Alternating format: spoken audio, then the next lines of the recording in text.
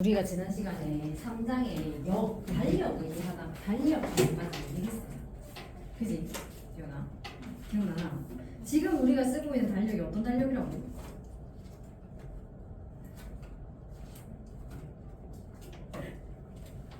어떤 달력이라고?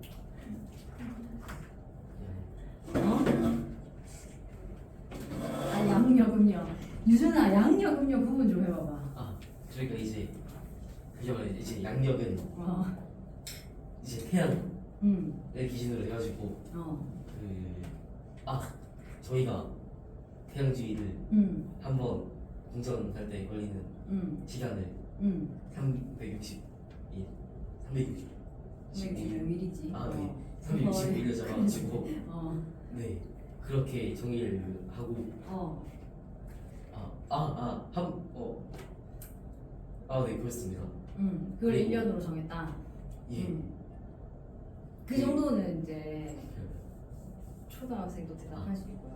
지금 초등학생이지만 책 안 읽었구만요. 책 안 읽으셨어요. 근데 그게 딱 떨어지나 안 떨어지나? 안 떨어집니다. 딱 안 떨어집니다, 그치? 딱 안 떨어져가지고 차이가 무조건 생깁니다. 차이가 생기는데 그래서 그거를 처음에 이제 그 차이를 제대로 반영을 못했던 게 이제 율리우스 이력이라고 부르는 거죠. 지금은 그거를 수정한 그레고리력을 쓰고 있거든요. 그레고리력을 일단 쓰고 있고 이거를 이제 태양을 기준으로 이제 이 양력 달력을 써야 되는 이유는 어쨌든 간에 교역이든 뭐든지 이제 다 같이 하고 있잖아요. 전 세계가. 그래서 이제 전 세계가 통일된 달력이 필요하기 때문에 그래서 이제 이 그레고리력을 결국 같이 씁니다. 처음에 그레고리력도 유럽 위주로 사용을 하다가 결국에는 뭐 영국, 미국 이렇게 하고 제일 마지막으로 이제 러시아까지 이 달력 안으로 이제 들어왔다. 이런 얘기들이 있고 음력은 그런 거야. 달을 기준으로 하는 건데. 달을 기준으로 하는 건데. 달에 어떤 걸 기준으로 할까? 달을 타고려야 될 것 같은데 요즘. 다른 걸로. 달에 위상을 기준으로 하면 그러면 공전주에 며칠이었지? 15일. 15일이요. 30일. 30일 되나 안 되나? 30일 안 되죠. 아니 요즘 상망 지금 유준이가 말한 그게 우리가 교과에서는 상망월이라고 얘기했던 보름달 모양에서 보름달 모양 돌아오거나 아니면 금음달 모양으로 돌아오는 거잖아요. 이게 29.5일입니다. 기억나나? 누나. 그렇습니다. 그래서 이걸 어떻게 했냐면 큰 달은 30일. 왜냐면 우리가 29.5일에서 날짜를 바꿀 수 없으니까. 작은 달 이렇게 해서 한 달은 29일. 이제 이렇게 음력을 채우는 거지. 그죠? 근데 생각해봐봐. 365일인데 30일이 채 안 되는 애로 12달 채우면 며칠 되는 거야? 30일씩 12달 해도 360일이고 양력 날짜로는 365일이잖아요. 이거 기준으로 하면 꽤 비죠, 날짜가 꽤 비거든? 요걸 어떻게 처리한다고? 윤달이라는 개념으로 이걸 모아가지고 몇 년에 한 번씩 4년 정도 되나요? 뭐 4년 채 안 될 것 같은데 이거를 막 모아가지고 한 달을 집어넣어요. 그래서 어떤 해에 보면 음력이 8월이 2달인 달이 있고 막 이런 게 나오거든. 자기들 나름의 이거를 채워넣는 규칙은 있습니다. 뭐 그걸 지금 여기서 다 설명할 건 아니니까 여기도 설명이 간단하게 나와 있긴 해. 뭐가 겹치지 않는 절기가 겹치지 않는 달을 기준으로 절기가 2번이 없는 달을 기준으로 해서 그 달을 한 번 더 반복 뭐 이런 얘기들이 있어요. 있어. 하여튼 그래서 이거 윤달을 넣어서 채워 넣습니다. 이 태양, 이 양력이나 그리고 우리가 말하는 그레고리력에서 얘랑 이제 채워 넣는 거고 그레고리력 같은 것도 계속 이제 차이가 나잖아요. 그래서 그 한 번씩 뭐 있어요? 2월에 가끔 29일이 있는 해가 생기죠. 2월에 29일이 있는 해가 생기는데 이게 보통 4년에 한 번이잖아요. 4년에 한 번인데 요 앞에 율리우스력도 비슷하게 4년에 하루씩을 다 채워 넣었단 말이야. 근데 그러면 결국엔 이 채워 넣은 날짜 때문에 또 밀려. 그래서 이 지금 그레고리력에서는 얘를 어떻게 하냐면 4년에 한 번씩 채워 넣는데 400단위로 떨어지는 해는 얘를 빼요 또. 그러니까 2000년에는 원래는 4의 배수니까 들어가야 되잖아요. 안녕하세요. 2000년에는 이 달이 없었어. 그럼 8년 7년 8년 만에 이제 2월 29일이 생기고 이런 식으로 어쨌든 날짜를 최대한 끼워 맞추면 이게 중요한 이유가 뭘까? 날짜를 그 1년 태양의 사이클에 같이 맞춰주는 게 중요한 이유가 뭘까? 계절. 계절 좀 더 현실적으로 얘기해보자. 그 농사할 때 아 그렇지. 계절마다. 맞아요. 이게 농업과 크게 관계가 있는 거. 그래서 우리가 그 지금 절기라고 부르는 애들 있잖아요. 이게 대부분 농사랑 관계가 꽤 있잖아. 그래서 낮의 길이가 가장 긴 날, 뭐 낮의 길이가 이제 짧아지기 시작하는 날, 또는 이제 낮의 길이가 짧아지기 시작하면서 계절이 변하는 날, 이런 것들이 이제 절기로 표현을 하고 있는 거고, 이건 이제 농업이랑 직결. 왜냐하면 대부분의 나라가 농사를 일단 짓기는 지어. 우리나라는 더 심하죠. 물론 이제는 뭐 기술이 많이 발전했어, 그죠? 그래서 비닐하우스뿐만 아니라 그냥 이런 안에서도 건물 안에서 수경재배 요즘 해가지고 막그 새싹 채소나 쌈채소 이런 거 있잖아요. 그런 거를 수경으로 재배하는 젊은 농사분들이 많더라고. 벽을 막 세워 이 안에 유리로 좀 이런 건물 같은 데다가 벽 같은 거를 세우는데 여기에 이제 관계 설치를 하는 거에 물이 흐를 수 있고 막 이렇게 해가지고 여기에 다 뭘 하더라? 쌈채소 같은 거 주로 하던데 이런 거를 방에 쭉 세우는 거지. 위에 이제 인공 조명하고 막 이렇게 해가지고 이런 식으로 하더라고. 왜냐하면 이제 아무래도 밖에서 하면 원래 그렇잖아. 유기농이 농약을 안 쓴다고 하지만 벌레도 더 잘 먹고 맞죠? 그 뭐 황사나 뭐나 먼지 같은 데는 어떻게 제어를 할 수가 없잖아 사실은. 이게 더 그런 면에서는 더 청결하다고 생각하는 경우도 있는 거야. 흙보다 그냥 물에서 살아. 이게 변해가고 있지만 어쨌든 절기를 정확히 맞춰주는 게 중요하니까 그래서 이런 식으로 달력을 만드는 게 굉장히 중요했다. 권력자들이 권력을 유지하는데도 굉장히 중요했습니다. 자, 그래서 이걸 이제 달력이라고 했던 거고 이제 우리는 달의 위상과 운동. 이거 사장 갈 수 있나? 이거가 할게 맞습니다. 달의 위상과 운동. 혹시 여러분 달의 위상은 뭘 말하는 거고?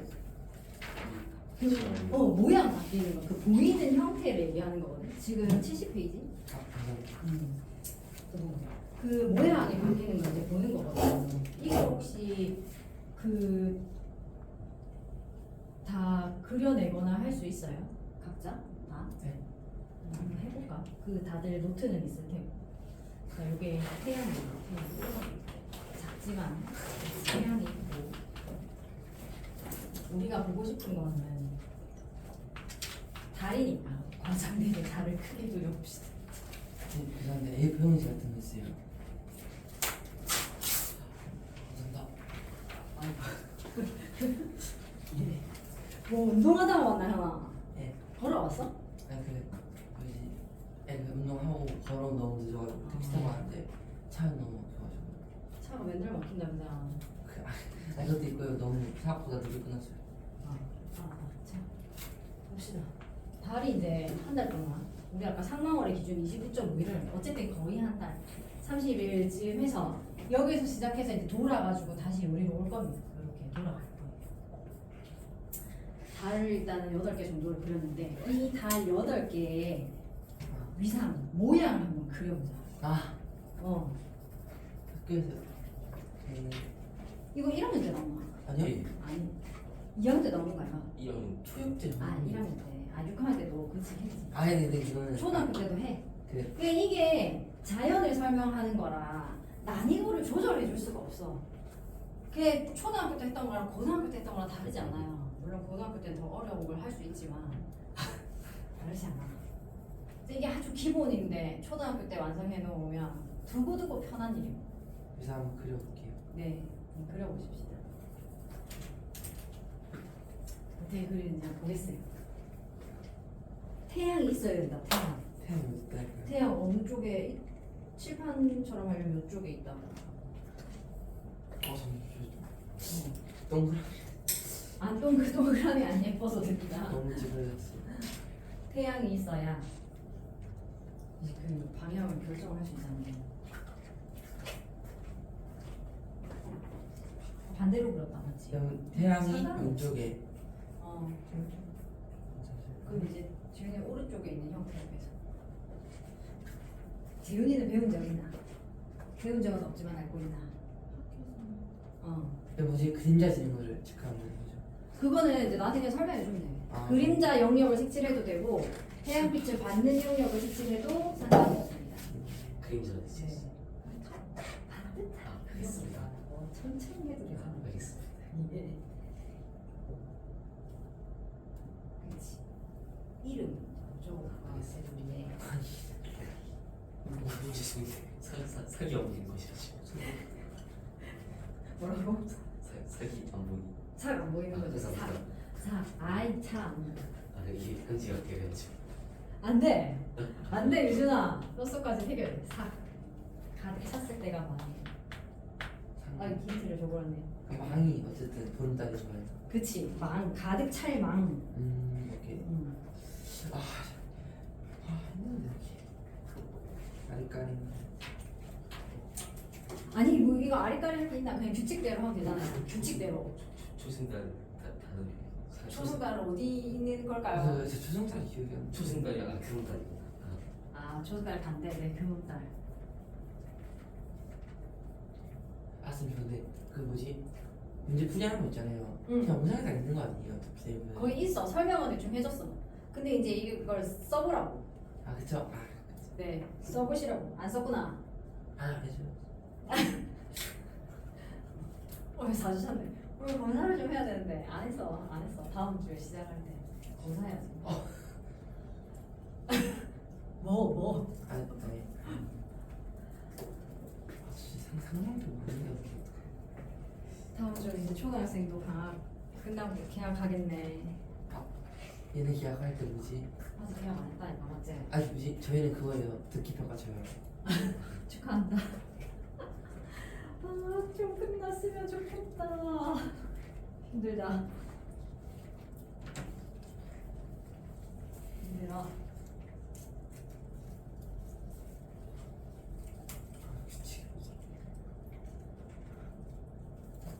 규칙을 어떻게 적용하면 되겠나? 깨달았습니다. 깨달았다고? 지성 역시 이 그냥 선생님이 그냥 있으니까 했어. 어차피 저 그림자 지는 거 같이 그랬거든요. 오른쪽. 이게 뭐지? 뭔지도 적어야 돼요. 적을 수 있으면 적어보세요. 다시. 이게 이제 태양 빛이 닿는 쪽으로 색칠을 할게요. 이렇게 닿죠. 딱 반만큼만 닿을 거예요. 왜냐면 태양이 실제로는 엄청 크죠. 지구의 지름보다도 100배가 넘게 큽니다. 이만한 애한테서 빛이 올 거기 때문에 나란하게 올 거고, 그래서 딱 반만큼 이게 이제 빛을 받는 영역. 빛을 반사하는 영역. 여기까지가 영역이죠. 그럼 이제 여기까지는 쉽잖아요. 그지? 그럼 이제 다음에 생각해야 되는 거는 관측자는 지구 안에 있는 거지. 지구 안에 있는 관측자가 볼 때 이 달이 이제 어떻게 보이냐. 이렇게 바라보면 얘는 없어. 빛을 반사하는 부분이 하나도 없습니다. 없어요. 없고 여기는 이제 여기에 이렇게 동그란 방구 요만큼 빛을 받는 거니까 입체로 생각되죠? 예. 입체로 뽕뽕 생각해야 돼요. 요만큼 저기 태양에서 요만큼 반의 빛이 오는 거기 때문에 지구에서 이렇게 바라보면 얘는 가득 찬 걸로 보는 거예요. 이게 이제 우리가 마음 보름달이라고 부르는 거예요. 이렇게 부르는 겁니다. 그 다음에 이제 여기 있는 애들 반달이라고 우리가 부르는데 요렇게 보면 얘는 요렇게가 빛이 나 보일 거예요. 그죠? 반달. 여기는 이제 같은 방향으로 보일 거고 반대 방향으로 이렇게 보면 얘는 사실 뒤집어져서 봐야 되기 때문에 요쪽이 동그랗잖아. 그냥 이렇게 보는 거거든. 이렇게. 자, 우리는 오른쪽 반달, 오른쪽이 볼록한 애를 상현달이라고 합니다. 하고 얘가 하현 딸입니다. 이 현은 있잖아 사실 여러분 니네 왜 원이 있으면 뭐 부채꼴이나 이렇게 되는 걸 현이라고 하잖아요. 네. 이 현의 길이 뭐 이런 식으로 돼. 그 현이 상현 딸은 실제로 딱 반달 이렇게 안 보이거든. 그냥 이렇게 돼 있을 거예요 약간. 그 상현, 하현 이런 약간 거기서 이제 사실 온 거고요. 자, 요쪽은 바라보면 이렇게 돼. 지구에서 바라보는 영역이 요렇게 될 거거든요. 그리고 색칠대 부분이 요만큼 오른쪽 끝만 색칠이 되잖아요. 요렇게 보여. 이게 초승달. 그러니까 이거를 입체로 생각하기가 좀 힘들다. 그러면 지구 방향에서 내리고 딱 이렇게 수직하게 선을 그었을 때 이게 지구에서 바라볼 수 있는 영역이거든요. 그러니까 이제 요만큼 안 보이고 좀 끼퉁이 만드는 거지. 초승달. 초승달에서 상현달 거쳐서 얘도 마찬가지로 이렇게 90 끊어보면 얘는 3분의 2, 아니 3분의 1이 아니었다. 4분의 3 정도를 보잖아요. 그러니까 오른쪽이 꽉 찬 상태에서 왼쪽은 좀 덜 찬 요런 자리. 이거는 뭐 이름이 여러 개요. 뭐 이우러진 상현달 뭐 아니면 뭐라고 또 뭐 다른 표현을 봤는데. 상영. 뭐 그런 표현도 있고 뭐 다 차가는 상현달 이런 의미의 하여튼 그런 것도 있어서 이름이 하여튼 막 딱 떨어지는 이름이 잘 없어요.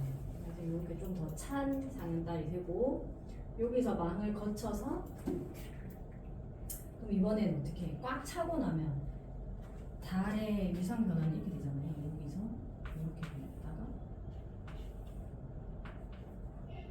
이렇게 했다가 꽉 찼다가 그 다음에 이제 이번에는 왼쪽이 꽉 찬 채로 오른쪽이 점점 줄어들죠. 그래서 이제 이렇게 있다가 이만큼 그 다음에 이렇게 변해가지고 그리고 다시 이렇게 돌아가는 사이클이 돼. 여기가 그러니까 이렇게 바라봤을 때 이렇게 끄어보면 왼쪽이 꽉 차고 오른쪽에 4분의 1 정도가 덜 찼어. 이렇게 생긴 달 보일 거고 얘는 이렇게 되는 초승달의 반대입니다. 얘를 우리는 금음달이라고 합니다. 금음달. 달 이름이 금음달이에요. 근데 어르신들 얘기하는 거 들어본 적 있는지 모르겠지만 오늘이 금음이다 이런 표현 쓰시거든요. 근데 오늘이 금음이다 할 때 그 금음은 진짜로 말일을 얘기해요. 음력으로 29일이나 30일 또는 음력으로 첫날을 초하로 이렇게 표현한단 말이에요. 그 금음 날은 날짜로 금음이고 달 이름은 금음달이에요. 실제로 금음날 달은 없어요. 안 보입니다. 금음 되기 전에 이제 초승달의 반대 모양 왼쪽이 볼록한 이런 모양을 보는 게 금음달이죠. 자, 여기까지는 진짜 초등학교 때 했을 거야. 그지? 이제 여기서 하나 더 얹어 봅시다. 자, 얘네가 각 달이 실제로 위치하는 영역이 다르기 때문에 태양을 다루는 거서 얘네가 뜨고 지는 시간이 다 달라질 거야. 그죠? 자, 시간을 정하는 거는 결국 누구를 기준으로 측정이 되냐면 관측자와 태양과의 관계입니다. 우리가 3장 초반에서도 얘기를 했지만 태양을 향하고 있는 요 방향의 정오라는 개념을 중요하게 생각한다고 했어요. 그치? 그럼 여기는 정오고 얘가 하루에 한 바퀴를 돌 거기 때문에 이쪽 방향을 우리가 자정에 바라보겠죠. 여기는 6시. 언제 6시겠노? 오후 6시겠지. 여기가 오후 6시 방향이고 여기가 오전 6시 방향이고 그러면 달들이 뜨고 지는 시간도 한번 체크해 볼까요? 보름달은 몇 시에 떠서 몇 시에 질 것 같나요? 6시에 떠서 6시. 좀 어려우면 보름달이 남중하는 시간이 언제야? 9시, 12시. 자정이지. 왜냐면 관측자가 자정에 섰을 때 내 머리 꼭대기 이 보름달 있을 거거든. 그럼 얘가 남중하는 시각은 이게 남중하는 시각이 자정이고 자정으로부터 6시간 전 관측자가 여기 서 있을 때 얘가 보이기 시작할 거야.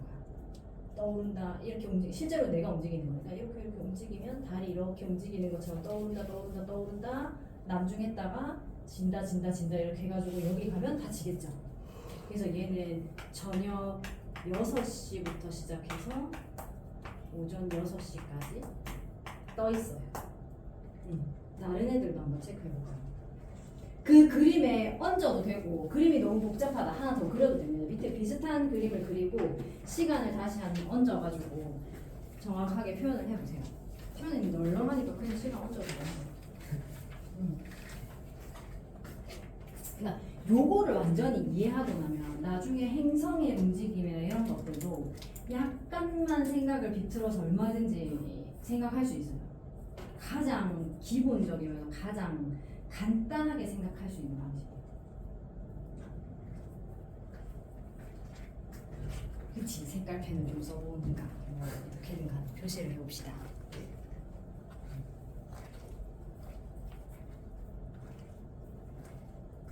팀 그럼 다음 저희는 뭐지? 이거 무슨 문제가 궁금한 거라서 검사해야겠다. 네. 하자. 당근 김준이 왜? 혹시 어떤 것을 고사하시겠습니까? 뭐라고? 혹시 어떤 것을 고사하시겠습니까? 복수 문제. 아. 이거 복수 문제. 아, 혹시 시험 기간 나왔어요? 중학생 때? 네. 아직 안 나왔나? 저는 나왔어요. 언젠데? 기간이요? 그러니까 시험 며칠 지냐고요? 제가 너무 늦게 쳐요. 저 10월 27일 8일. 중간고사를 10월 27일에 친다고? 네. 저희도 그치. 지금 아니 그때 그 쳐? 모르겠어. 아마 그쯤. 근데요 그쌤 여자 중학교가 있거든요. 어. 거기는 이제 10월 1일 38일 남았어요. 헤어져? 네. 왜 이렇게 늦게 치지? 거의 중간고사 출근하겠네. 범위가 너무 많지 않나? 저희가 10월 동료가 있는지 저희 과학 전공 전 단원이 4개가 그럼 찔끔찔끔해서 이렇게 4개 10월 말이야. 기말의 범위가 좀 알려주세요. 기말은 물론 그렇지. 근데 그래 봐야 12월 초에 시험 쳐야 되지 않나? 12월 10일인가? 그러니까 그쯤엔 쳐야지 겨울 방학할 거잖아. 그럼 한 달 정도 또 수업하고 시험 치는 건데. 약간 해강춘 뒤에 해운대도 비슷한가 본데. 그러면 해어중만 다른가 보지. 근데 헤어지면 그 뭐지 공사 때문에 체육대회를 요즘을 못했거든요. 그 10월 20일쯤에 한다고 그것 때문에 땡긴 거는 이 더운 날에 체육대회에서 춥지. 그거 체육관도 없는데.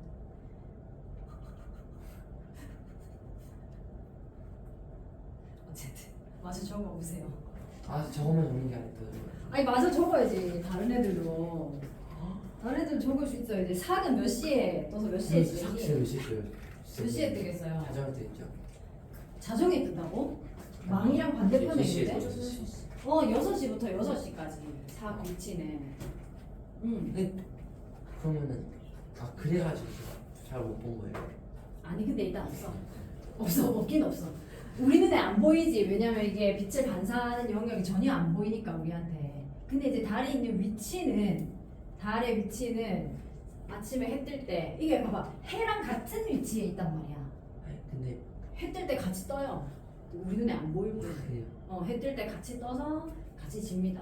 그러니까 그래? 이제 6시부터 6시. 그럼 그날 밤은 달이 없지. 그래서 얼마 전에 그 유성우가 더 의미 깊었던 이유가 뭐냐면 이런 날이었어. 밤에 유성우 보는 날 보름달 떠 있잖아. 잘 안 보입니다. 보름달이 밝잖아.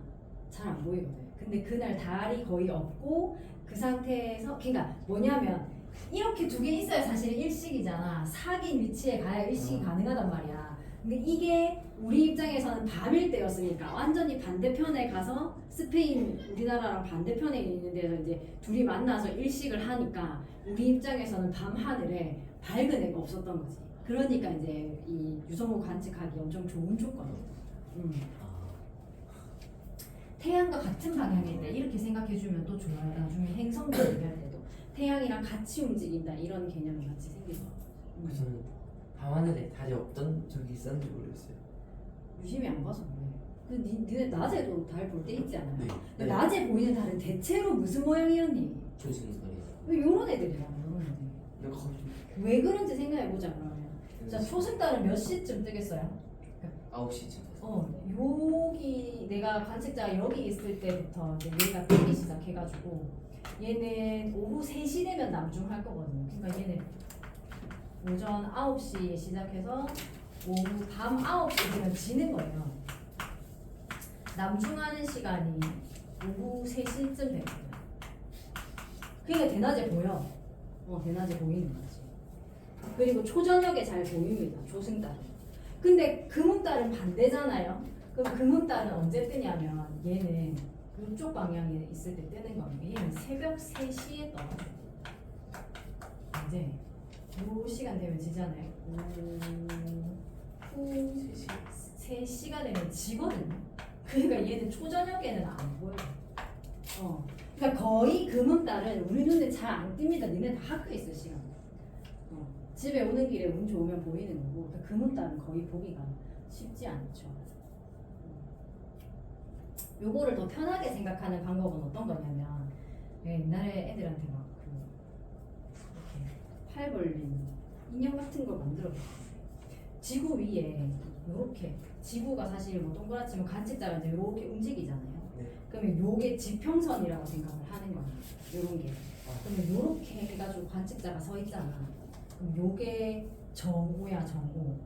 그러면 여기 있거나 여기 있는 이렇게 있고, 어떻게 생각하면 되냐면 여기가 머리 꼭대기가 남쪽 하늘이고요. 얘의 왼쪽이 동쪽이거든요. 서쪽.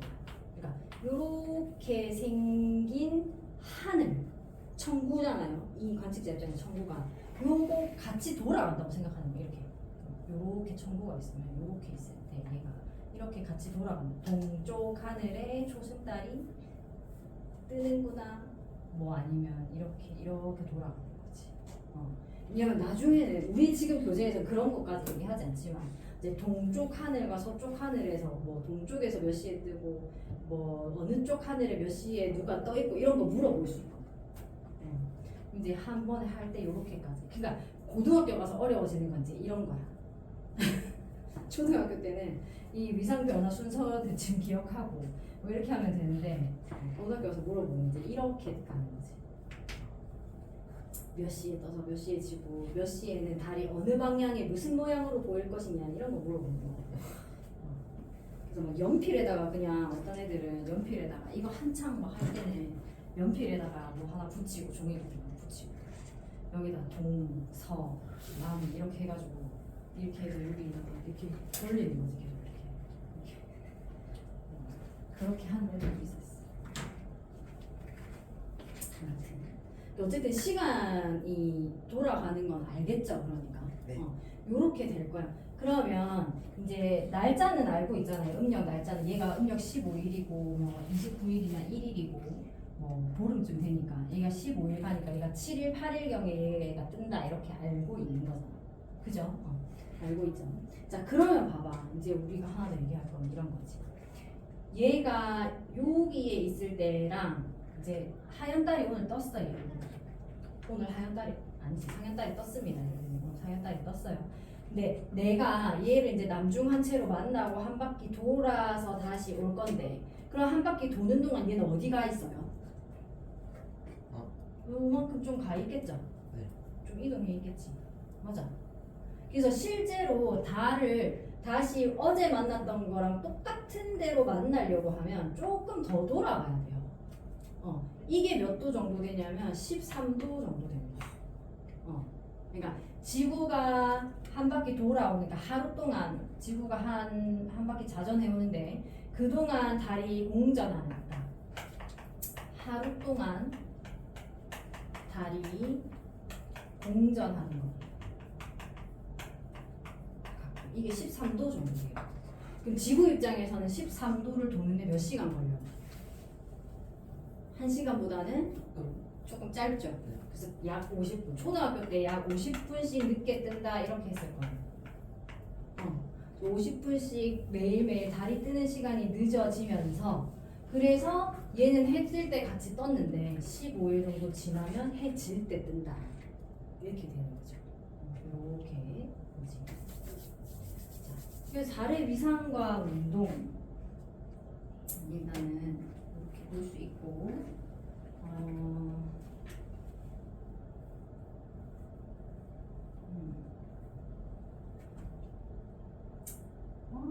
책을 좀 읽어보면 좋겠구만. 안 읽어가지고. 71페이지 밑에 이제 그림이 있죠. 그래서 이 그림 잘 이해를 하면 되고, 혹시 여러분들이 나는 안 그랬지만 여러분들이 이제 외국에서 공부를 할 수도 있고 영어 공부를 열심히 하잖아요. 근데 여기 나오는 단어들은 여러분들은 뭐 익혀두면 좋겠죠. 요게 이제 달의 이름들입니다. 그러니까 얘네는 그냥 풀문 뭐 이렇게도 표현하고 뉴문 이런 식으로 표현을 해요. 이름이 있죠. 그래서 이 이름들 같이 익혀두면 좋고, 그래서 제일 오른쪽 문단 있잖아요. 71페이지 제일 오른쪽의 문단에 보면 지금 어두운 면이 지구를 향해 사귈 때죠. 어두운 면이 지구를 향하게 되고 이 위상에서는 달을 볼 수 없다. 이게 지금 밑에 그림에서는 A 위치에 있을 텐데 사귈 때 신월은 뉴문은 태양과 같은 위치에 있기 때문에 일출 때 뜨고 일몰 때 진다. 그리고 매일 12도씩 동쪽으로 움직여 간다. 이렇게 얘기를 합니다. 우리는 교과에서 13도를 얘기해요. 13도를 얘기하는 것이 공격한다. 여기 봐봐. 중간 문장에 두 번째 문장 제일 밑에 보면 달이 태양으로부터 동쪽으로 이동하기 때문에 여름 방학 동안에 학생들처럼 달은 매일 점점 늦게 뜨게 된다. 이런 조크가 중간중간에 숨어 있습니다. 재밌다고 이렇게 봅니다.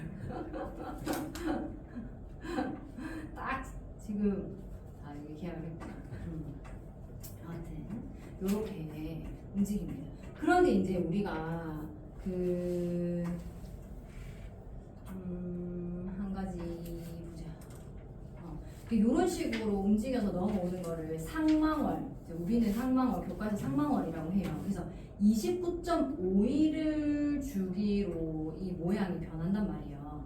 변하고 한 페이지 뒤에 넘어가면 이제 이건 이제 동주기 자전으로 있는데 어쨌든 요렇게 이제 이거를 이제 상망월이라고 표현을 하는데, 실제로 사람들의 공전 주기는 실제로 이제 과학자들이 얘기하는 공전 주기는 우리가 앞에서도 잠깐 얘기했지만 별을 기준으로 삼는다고 했잖아. 기억나나? 지연이 기억나나? 별을 기준으로 태양이 공전, 지구가 이렇게 공전해가지고 딱 요 자리에 왔을 때 요 같은 어떤 별을 배경으로 있는 걸 우리가 한 바퀴 공전, 자전도 다 별을 배경으로 한다고 하잖아요. 그러면 달도 어떻게 되냐면 이거는 사실 모양이 사에서 다시 사으로 돌아오는 거라 지워도 되겠지? 되겠죠? 사에서 다시 사으로 돌아오는 거라. 상망월의 기준은 어떤 거냐면 여기 지구가 있으면 이렇게 달이 돌아가고 한 달 동안 지구 같이 움직일 거잖아요. 지구가 이렇게 움직여 가는데 그동안 얘가 이렇게 돌아가지고 다시 여기에 와야지 다시 사잖아.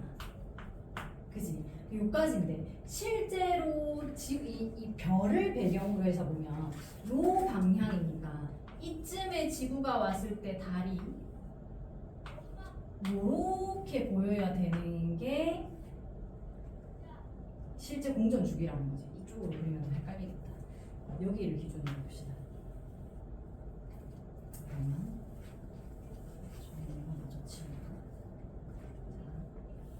이렇게 첫 달에 지구가 여기 있었고 여기를 달이 망이라고 합시다. 일직선상에 있으니까 보름달이 뜨죠. 그러면 이렇게 가서 한 달 동안 지구가 여기까지 가면 얘도 한 바퀴 돌아가지고 지구가 여기 있을 때 여기에 와야 다시 망이잖아요. 다시 일직선으로 연결된단 말이야. 근데 이 뒤에 어떤 별을 배경으로 우리가 공전 주기를 측정하려고 하면 얘가 이 방향이 아니라 요렇게 요 방향에 달이 있어야 동전 주기 실제 한 달을 채운다는 거지. 그럼 요 방향에 가려고 하면 달이 지구가 여기까지 아직 못 돌았어. 그죠? 그래서 이걸 우리가 항성월이라고 표현을 하긴 하는데 이걸 우리가 과학자들은 실제로 공전 주기를 쓰거든요. 그러니까 이게 27.3이에요. 실제로 사계에서 망에서 망까지 가는 상망월보다 조금 짧아요. 지구도 공전을 좀 덜 해야 되거든. 요게 실제 공전 주기다라고 보면 되고, 그래서 360도를 도는데 27.3일 동안 돈다 이렇게 하면 이게 13도가 나와요. 대략. 그래서 13도씩을 더 도는구나 이렇게 가는 거거든.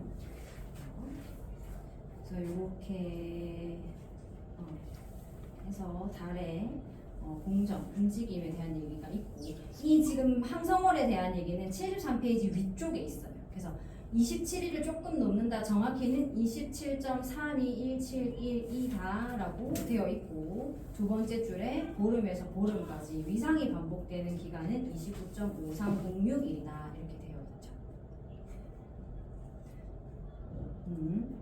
이렇게 되어 있습니다. 그래서 하루에 50분 정도씩 늦게 뜬다라는 거고, 왼쪽 페이지에는 그림 한번 보세요. 달이 여러분 자전해요?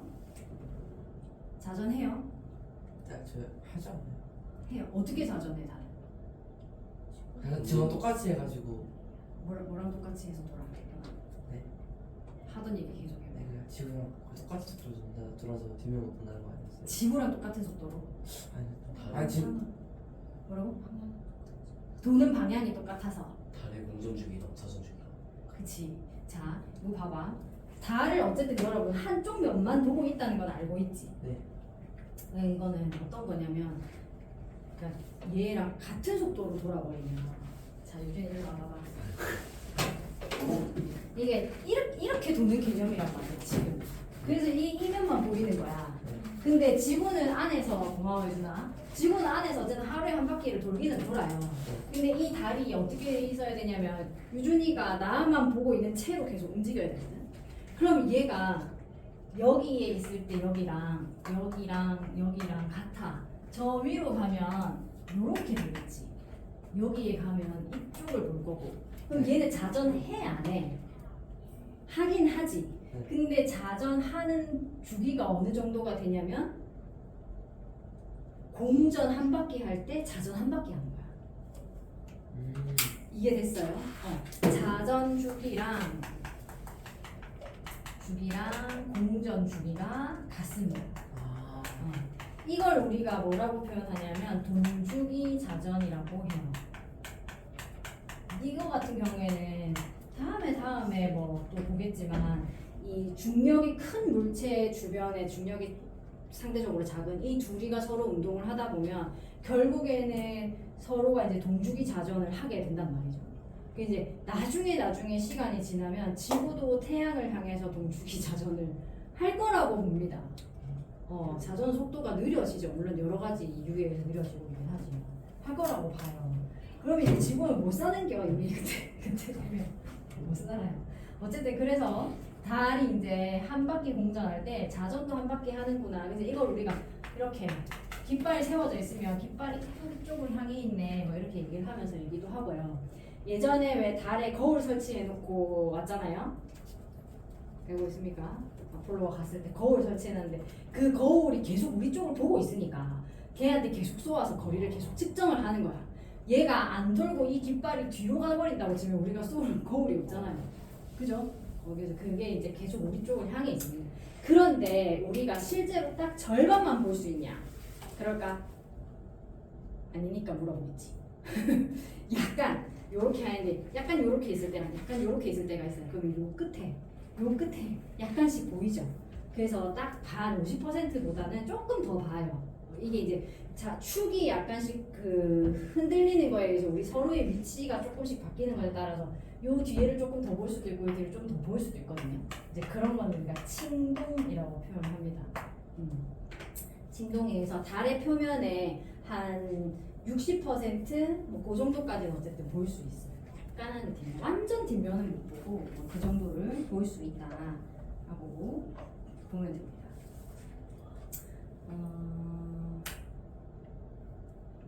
달의 입장에서 보면 태양은, 그러니까 달 기준으로 한 달이 며칠 정도 될까? 지구 기준의 날짜로 봤을 때 달을 기준으로 내가 달에 살아. 네. 달에 갔어. 달에서의 하루. 그러니까 태양이 한 번 뜨고 한 번 지는 그 있잖아. 네. 그게 며칠 정도 될까요? 30, 지구 날짜 기준은 지구의 하루를 기준으로 했을 때 30일 맞아요? 그치. 이렇게 가면 이쪽에서 떴다가 이렇게 오면 지고 이렇게 돌아가는 거야. 그렇지. 이런 거 잘 물어봅니다. 자, 그 다음에 이제 조석과 달에 대한 이야기가 나와요. 조석 현상은 어떤 거죠?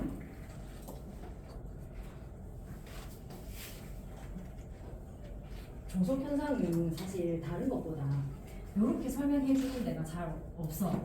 우리 교과서에도 이렇게는 표현을 잘 안 해줘가지고 요거는 설명해 주면 좋을 것 같긴 한데, 일단 조석은 밀물과 썰물 나타나는 거다. 그죠?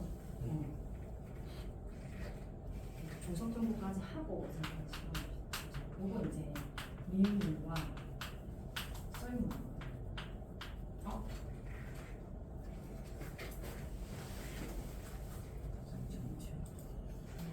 일시 오시. 여기 혹시 있나요?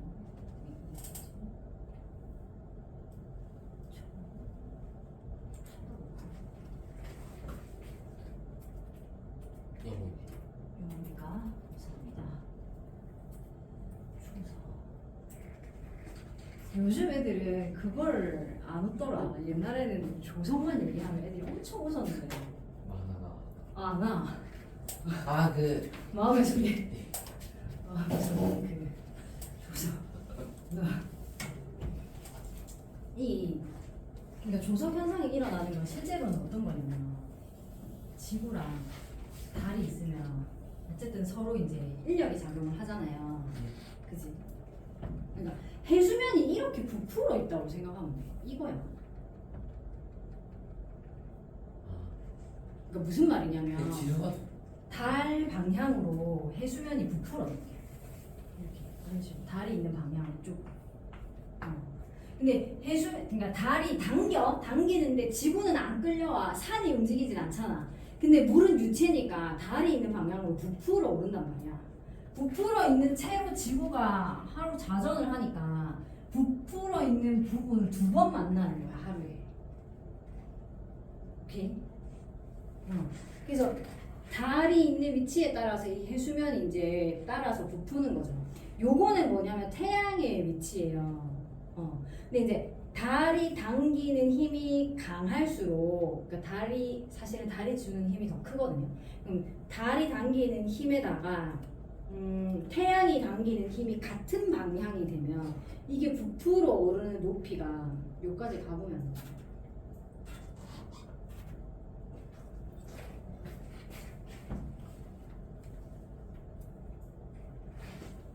이 지금 부풀어 오른 높이가 더 높아지죠. 네. 달이랑 태양이 같은 선에 있으면 이게 훨씬 더 강하게 양쪽으로 당겨서 많이 부풀어. 그런 거고, 태양이랑 달이 반대 방향, 그러니까 90도 방향으로 있으면 이제 힘이 이렇게 나뉘어지면서 달 쪽으로 좀 더 부풀지만 태양 쪽으로도 안 끌려가는 건 아닌 거예요. 그래서 이 높이 차이가 작아지는 거예요. 그거에 의해서 이런 현상이 나타나는 거예요. 근데 어쨌든 간에 달에 당기는 힘에 의해서 물이 부풀어 있다고 생각하면 돼요. 물이 이 그대로 부풀어 있는데 지구는 2바퀴를 돌아. 이제 밀물이 됐다가 썰물 됐다가 다시 밀물 됐다가 썰물 됐다가 이렇게 가는 거죠. 되겠죠? 근데 이게 이제 부풀어 있는 각도를 학년이 올라가면 이제 계산을 합니다. 이게 단순히 이렇게가 아니라 어느 방향에 달이 있어서 위도 몇 도 쪽이 가장 많이 부풀고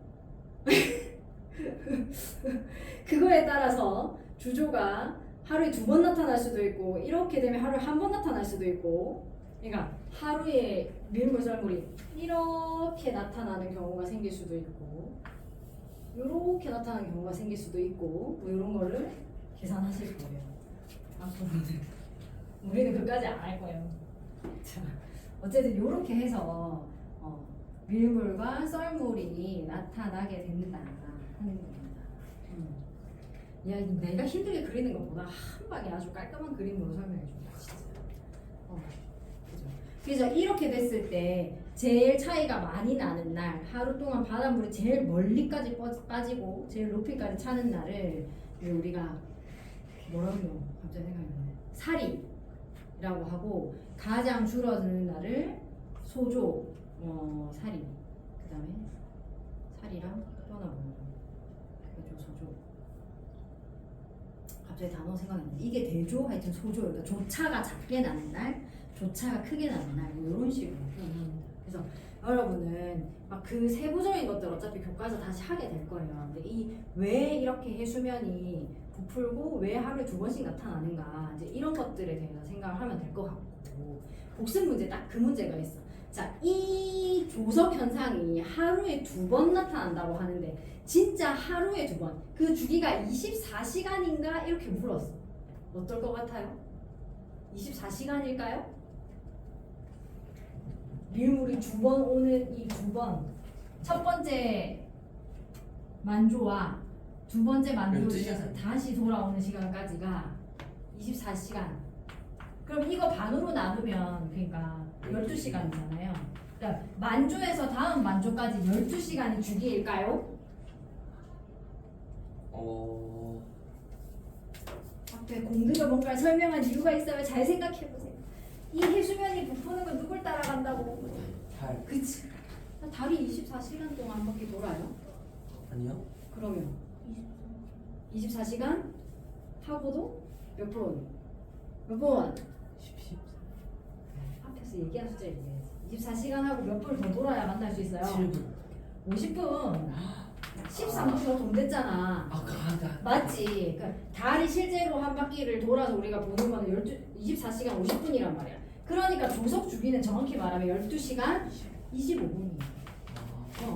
그래서 어떤 날은 새벽에 시작해가지고 이렇게 하면서 2번 만날 수도 있고요. 어떤 날은 낮 중간에 오면서 한 번만 지나가는 날도 있어요. 그러니까 만조가 오늘 중간에 시작해서 뭐 오늘 예를 들면 한 12시에 시작해가지고 다음 날짜로 넘어간 다음 날 새벽에 한다. 이런 식으로. 그래서 요 시간이 항상 똑같은 시간이 아닌 이유는 얘도 주기가 12시간 25분이기 때문에 그렇습니다. 됐어요? 잘 기억해 주세요. 네. 그러니까 자연을 완전히 설명하려고 하면 너무 많은 걸 고려해야 돼. 그지? 엄청 많은 얘기를 해야 되거든.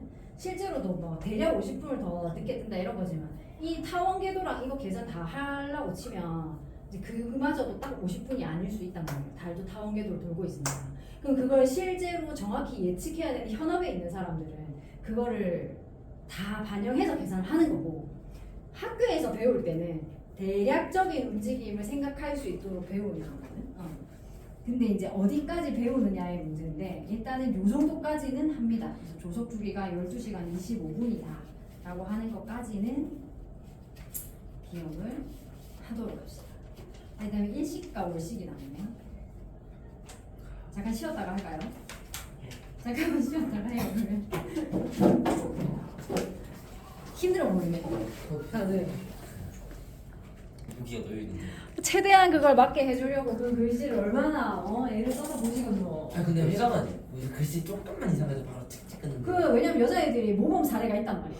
가끔씩 남중은 모범 사례가 별로 없거든. 맞지? 가면 주변에 선생님들이 다 모여가지고 이렇게 같이 의논하고. 아니면 아예 안 되면 그냥 학생이 불러가지고 이거 아니 모르겠잖아. 무슨 뜻이냐. 오. 야 선생님들 진짜 해강은 그런 것도 없고 그냥 찍찍. 없지. 아, 여학생들 있으면 그런 거 봐줄 수 없어. 항의하면 남자애들 가는 거. 재훈아 장단점이 있다. 남중과 난지 확실히 편한. 동학의 남중 좀 그런 장점이 있지. 남중 간간히 들리는 자 봅시다. 일식과 월식. 아이고 오늘 4강이 시작은 뭐 하는 거 아니에요. 자 일단은 76페이지. 이제 일식과 월식은 웬만큼 아마 이해가 있을 거예요. 있을 거지만 이제 정확하게 이해해야 되는 건 뭐냐면 이제 그림자가 어떻게 생기느냐 요거를 잘 이해를 하면 돼요. 결국은 그림자가 어떻게 생기느냐. 자 76페이지에 지금 그림에 보면 밑에 태양 있고 거기 있는 지금 파란색이 달이잖아요. 맞지? 그래서 이 달의 그림자가 지금 생기는데 달의 그림자가 생길 때 A와 D는 완전히 태양이 안 보이는 본 그림자 지역입니다. 본영 이렇게 표현해. 태양이 다 있으면 그림자가 이렇게 그리거든.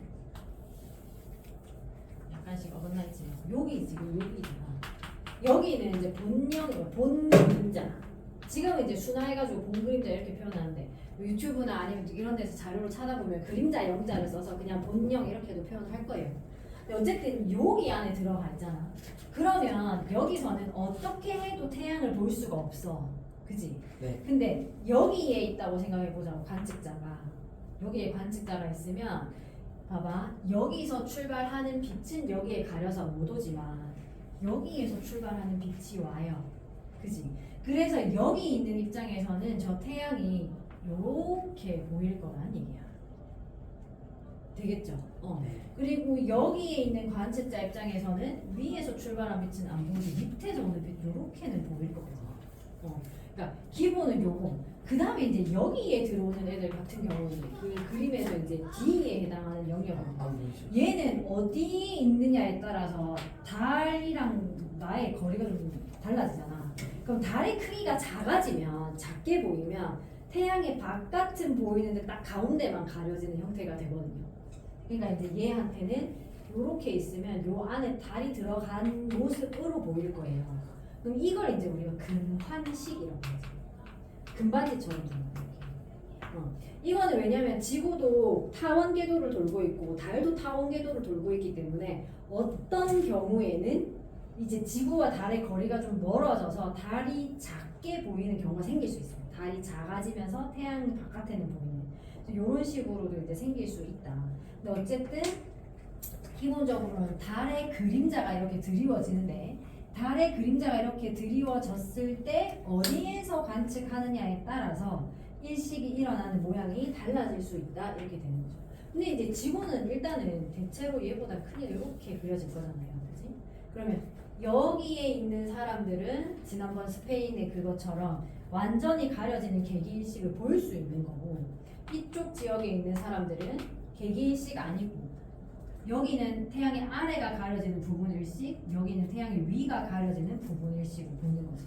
진행되는 시간이나 경로는 비슷해요. 어차피 태양이 있고 달이 그 위를 이렇게 지나가는 형태일 거기 때문에 이 식을 또 한번 봤으니까 설명하기가 좀 뭐지? 이거 왜 멈춰 있나?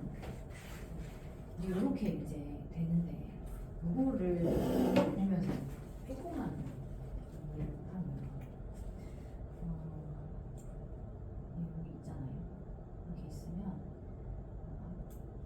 그럼 여기는 지금 요 좁은 부분이 개기일식이고 요 뒤에가 이제 부분일식 옆에가 이렇게 될 거잖아요. 근데 여기서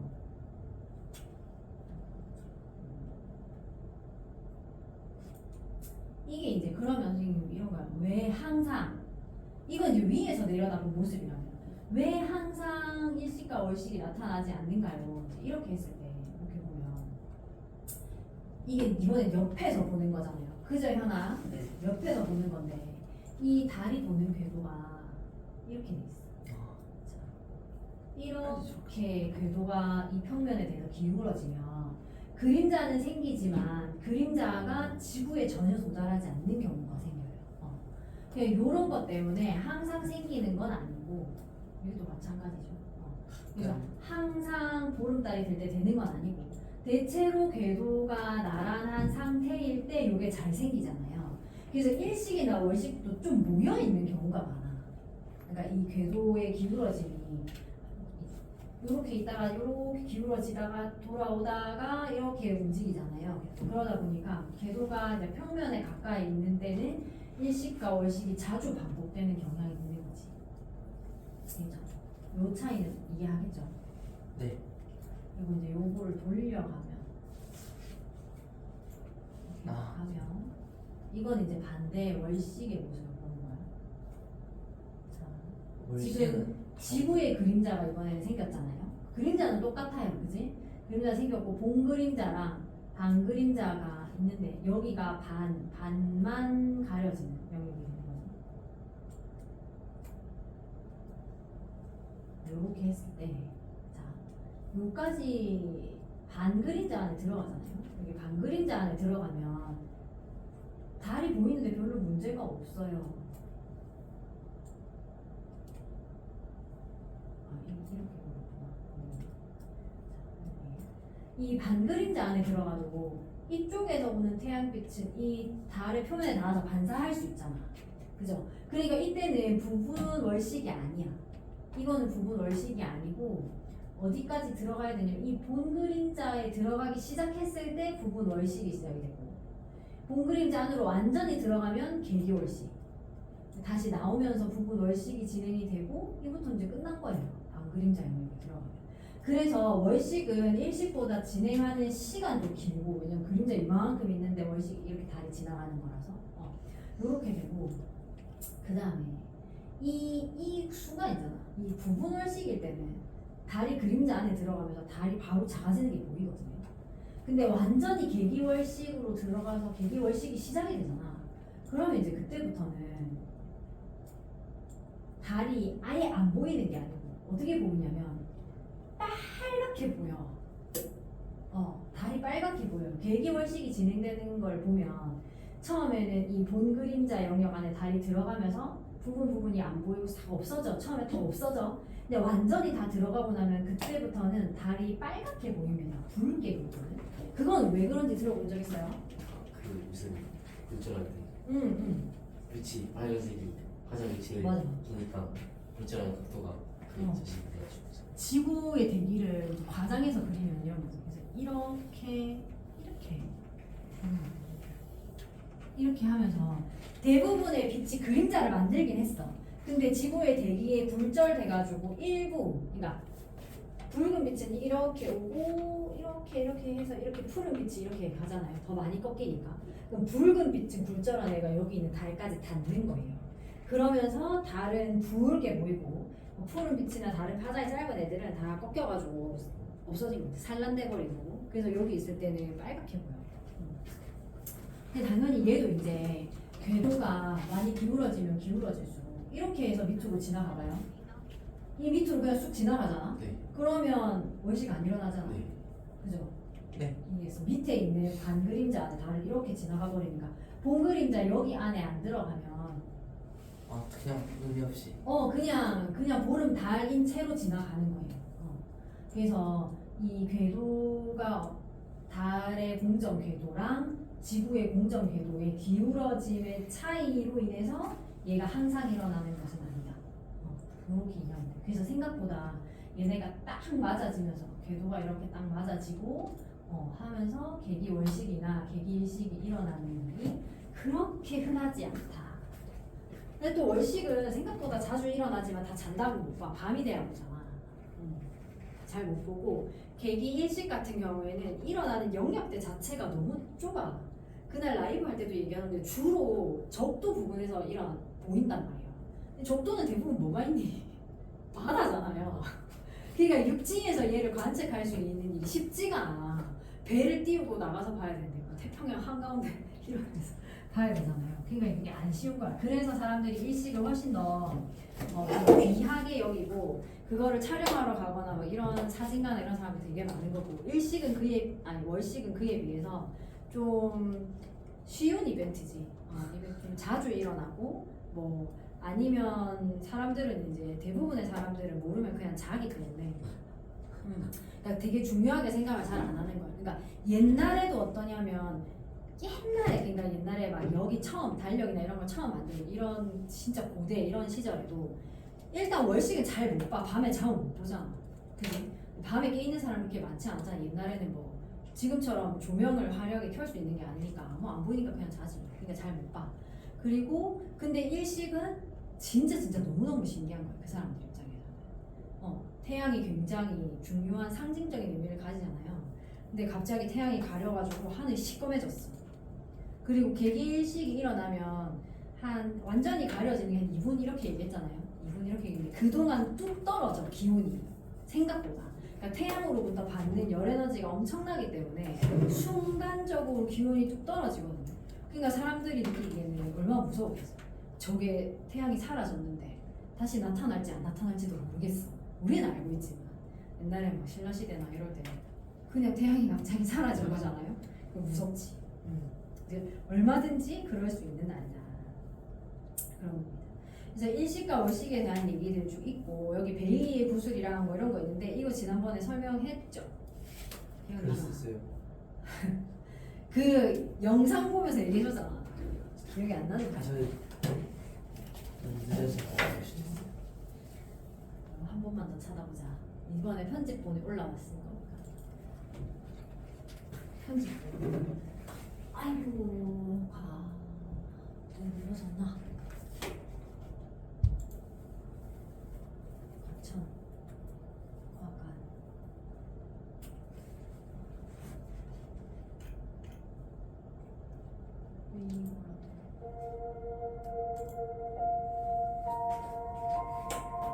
짧게 편집한 게 드디어 올라왔어. 여기를 지나갈 때 실제로 좀 헷갈릴 것 같아. 이게 먼저 시작인데 순서가 요때 봤어? 구슬이 여러 개가 막 있는 것처럼 엮은 것처럼 보인단 말이야. 맞다.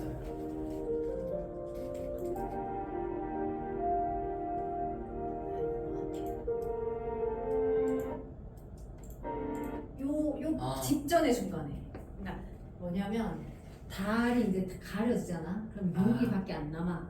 근데 튀어나오는 달의 표면이 매끈하지 않잖아요. 그러니까 그 울퉁불퉁한 그 사이로 태양빛이 이렇게 새어 들어오거든. 그게 이제 막 붓을 엮어놓은 것처럼 보인다. 그리고 이제 가장 이 완전히 개기일식 일어나기 전에 제일 엄청 밝게 순간적으로 이렇게 빛이 찬란하면서 엄청 밝게 보이는 순간입니다. 이 순간도 관측할 때 조심해야 된다고 얘기했었잖아요. 다 보네. 맞죠? 그래서 뭐 그런 것들에 대한 설명 뭐 이런 것들도 나왔습니다. 자, 일식과 월식은 그럼 이 정도로 하고 복수 문제 봅시다. 나이스. 자, 80페이지에 있어요. 1번. 근데 이거 빨리 끝나면 저 쓰면 되지 모르는 줄 뭐 물어볼 것 같아요. 근데 네가 빨리 가야 되지 않니? 오늘도 빨리 가잖아. 자, 1번. 지상의 경도와 위도가 하늘에서 적경과 적이와 어떻게 유사한가 물었어요. 왜? 이제 왜? 똑같지. 경도와 위도. 이제 경도와 같은 개념이 적경이 될 거고 위도와 같은 개념이 적위가 될 겁니다. 그죠? 그래서 못 들었습니다. 그래서 그 중심 각도를 가지고 이렇게 부면좌표인 거, 부면좌표인 것이 유사하고요. 차이점은 이제 그지. 구면 잡혀있는 게 이상한 일단 부면좌표이고 그 다음에 적위는 완전히 똑같아. 지구의 적도를 연장해서 천구에 딱 그 적도를 만든 거였으니까. 위도의 개념은 거의 똑같다고 보면 되고 그런데 경도는 지금 지구에서는 그리니치 천문대가 중심이었고 경도의 딱 시작점 기준이었고 적경의 시작점은 춘분점이었죠.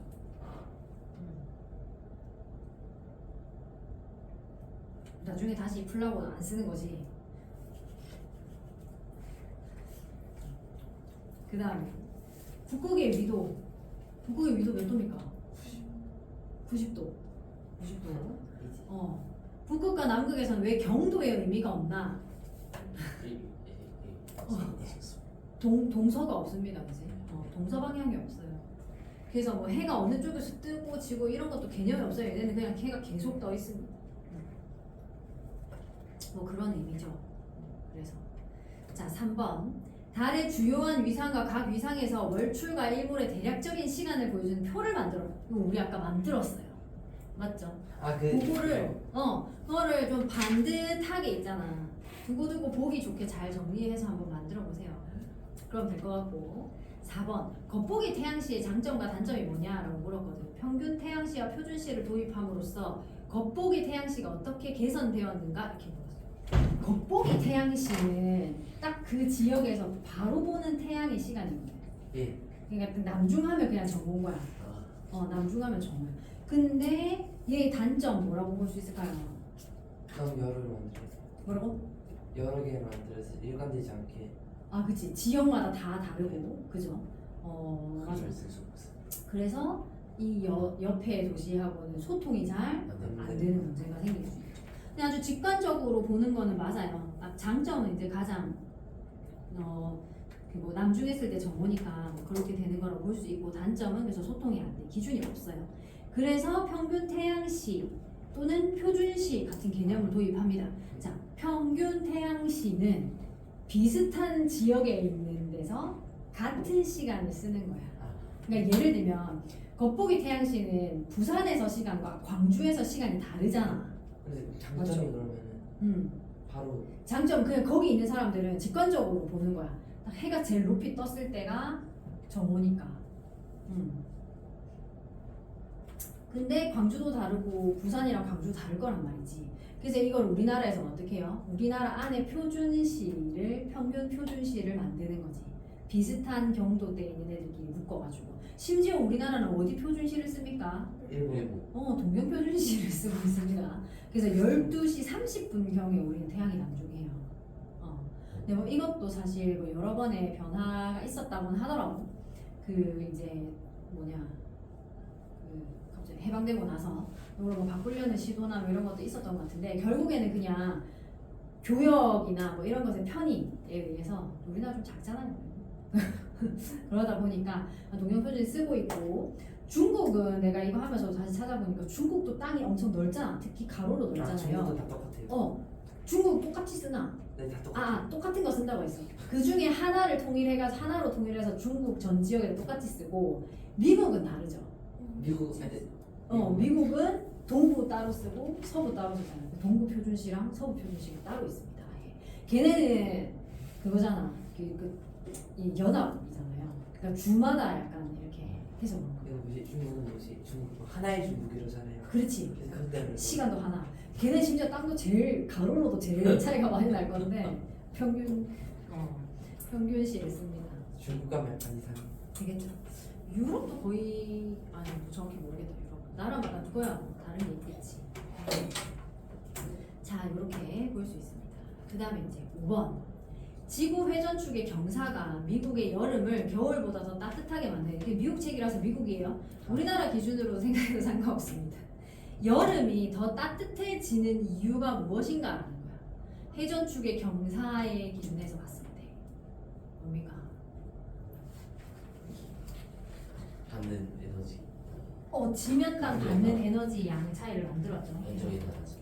이게 태양이면 이렇게 자전축이 기울었을 때 이렇게 북반구 입장에서는 훨씬 더 좁은 영역에 많은 에너지를 받게 된다. 요거 하나이고, 또 하나는 뭘까? 네, 그럼 좁은 양면에서 많이 받게 되는 거 하나. 여름이잖아요. 그지? 여름이야. 태양의 고도가 높습니다. 높아요. 그러면 햇볕을 쬐는 시간이 길어지죠. 그것까지 해서 두 가지. 고도가 높고 낮이 길다. 그래서 여름에 더 덥다. 올해는 진짜 가당찮게 더운 것 같아요. 내가 얼마 전에 은행나무 사진 봤는데, 은행나무에 은행이 무슨 포도처럼 열렸더라. 그거 알죠? 식물도 살기가 힘들면 열매나 꽃을 많이 피워요. 얘 이제 내가 생존이 힘들다고 생각하면 얘도 막 자손을 남기려고 열매를 엄청 만든단 말이야. 은행나무 무슨 샤인머스켓 달린 것처럼 주렁주렁 달렸더라고. 올 가을에 냄새 많이 날 것 같아요. 은행이요. 표정 이제야 네, 와닿습니까? 이 냄새 별로 안 나잖아요. 밟았을 때가 좀 나는 거지. 그러니까 그게 깨져서 나 이제 나는 냄새. 밟으면 하루 종일 똥을 나잖아요. 내한테서 이제 내 신발에서. 그래서 올 가을 꽤 냄새가 나지 않을까. 근데 은행 맛있다는데. 은행 열매 안 먹지. 씨를 먹잖아, 안에. 아, 그래서 냄새가 안 나는 거예요. 그 안에 껍질이고 그 안에 들어있는 약간 쫀득한 그 씨앗이죠, 이쪽에. 걔는 뭐지? 그거 맛있어요. 맛있어, 쫀득해. 쫀득하다고요? 쫀득해. 그 약간 찌거나 구워 먹거든. 먹어본 적 있지? 제가 먹은 그게 아닌 겁니다. 딱딱했어요. 약간 쫀득해. 쫀득하고. 근데 맛은 약간 맛은 뭐 그죠? 막 되게 맛있는 맛 이런 맛은 아니야. 약간 무맛이나 약간 한약 맛 같은 이런 느낌이긴 한데 되게 그 식감이 쫀득해. 특이한 많이 먹으면 안 돼. 설사요? 독자님을 죄송합니다. 여하튼 왜 꼬지집 가면 이렇게 계란 아니 계란 아니고 그 은행 꼬지 팔잖아요. 어디요? 무슨 거예요? 꼬지 파는 꼬지 전문점 같은 데 가면 어디요? 있어. 은행 아니, 꼬치를 꽂으러 오세요. 어. 구워서. 그걸 이제 한 5개 이렇게 꽂아가지고 구워서 어디서요? 그게 제일 맛있어. 은행이요. 은행. 어. 다른 것도 안 보여요. 근데 그 은행실 매니저가 저기서 매매를 서출해야 돼. 아 그렇지. 그건 맛이 알아서 하시겠지. 안타깝거든. 야 요즘에는 기가 진짜 잘해. 뻔뻔히 계속 하고 있네. 매실도 원래 여러분 매실액을 담그잖아. 알아? 이제 겁나 맛있는데. 근데 그 매실액을 담글 때 그 매실 씨는 독성이 있어. 청산가리 같은 독성이 있거든. 그래서 원래 어떻게 해야 되냐면 매실 씨를 빼고 걔를 담으면 제일 좋고 아니면 1년 정도 해서 겉에 그 과육이 삭으면 그걸 다 꺼내서 안에 씨를 다 빼야 돼요. 그냥 처음부터 빼고 하는 거지. 그러니까 근데 씨를 빼는 게 되게 어렵단 말이야. 이게 되게 조그만하고 매실이 씨는 크고 그다음에 과육이 그 단단해. 그러니까 그 씨를 빼기가 되게 힘들거든. 그래서 사람들이 청을 담궜다가 중간에 이게 말랑말랑해지면 그때 꺼내서 씨를 뺀단 말이야. 근데 이제 기계가 나왔더라. 진짜요? 중간에 가운데를 이 매실을 4등분 하나 이렇게 쪼개면서 가운데 씨를 폭 뽑아주는 기계가 진짜 나왔어. 깜빡. 진짜야. 그래서 요즘에는 매실 씨 뺀 걸 사요. 벌써요? 시장에 가면 그 기계도 있어. 쌤, 어? 잠깐 눈이 좀 이상한데요. 아니 이런 걸 또 보여줘야 돼. 뭐 검은색이 막 떠다니는데 어떡해요? 씨 빼는 검은색이 떠다닌다고? 네. 괜찮아. 그 무단에 뭐 먼지가 돌아가네. 이거 봐. 안 좋아. 미술씨 빼는 이렇게 조의 편리성이 느껴지는 원래 이거 이렇게 까야 된다고. 진짜 걸 그랬어요. 거듭말로 매실 자르다 저 심은 아니에요. 작업인데요. 매실 번치 15,000원대로 아, 이거는 진짜 가정용으로 나오는 거. 이런 식으로 이거 뭐야 기계 이게 몇 분짜리지? 여기 보면 매실이 이렇게 굴러와가지고 여기 다 앉잖아요. 그럼 이거 봐봐 이게 칼날이 아 눌러가지고 몇 등분 해주고 공장 같은 거 아니에요? 굉장히 안 해주나 이렇게 해가지고 쪼개가지고 실 빼주더라고. 와. 실은 밑으로 우와. 실 밑으로 가고 얘만 이렇게 대박. 와. 여기 저렇게도 빼주고요. 아 쓰면 와. 떨어뜨리고 한 방울. 와. 세상 좋아졌죠. 네. 와 신기해. 이 기술은 확실히 인간을 이롭게 만드는 건 맞아요. 뭐 얘기하러 왔노? 근데 이렇게 뺄 수도 있지 뭐. 모르겠다. 그건 알아서 하시겠지. 그래서 비싸요. 근데 비쌉니다. 닭꼬지보다 비쌀 수도 있다는 거죠. 자 여하튼 5번까지 했고요. 6번 오늘 하나가 하나는 이거. 하나는 면적당 받는 태양 에너지의 양이 많은 거. 그러니까 고도가 높아서 생기는 일이긴 하죠. 네 그다음 하나는 낮의 길이가 길어서 오랫동안 데워지는 거. 오케이. 에너지 양이 많다. 아, 뭐죠? 에너지. 자, 6번. 달의 위상 순환을 기준으로 해서 역을 만드는 것이 왜 어려운가? 달력 만드는 게 왜 어려운가? 그 얘기했죠.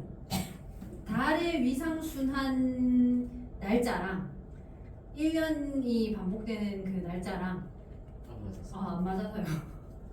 사실 잘못 맞는 거 아니야? 그냥 자연이 그렇게 생긴 거야. 그러니까 자연을 끼워 맞추려다 보니 어쩔 수 없다. 이렇게 생각해야지. 7번. 아 그거 위상이 안 맞아서.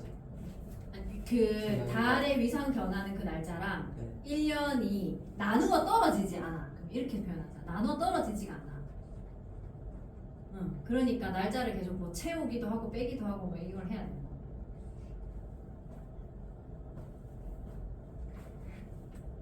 책에는 공약수가 없다 이렇게 표현돼 있어요. 색다른 표현이죠. 그것도 맞는 거 아니에요? 맞지 맞는 말이야. 근데 니네가 봐봐 뭔가 글을 써내거나 에세이 써내거나 이렇게 할 때 여기 있는 표현들 글 쓴다고 생각해봐요. 유준아 왜 그런 짓을 하죠? 아니고 유준아 왜 6번 문제 같은 게 나왔는데 공약수가 없다 이렇게 표현한 거야. 선생님이 이렇게도 표현하다니 하실 수 있지. 자, 7번. 그러니까 책을 읽으라고. 7번. 매일 2번의 만조와 2번의 간조가 생기는 이유를 설명하라. 아까 얘기했죠. 이렇게 달의 그 인력에 의해서 부풀어 해수면이 부풀어 있기 때문이다.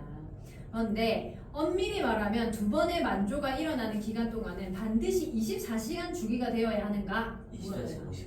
그렇지, 24시간 50분이다. 왜냐하면 달의 공전 알지?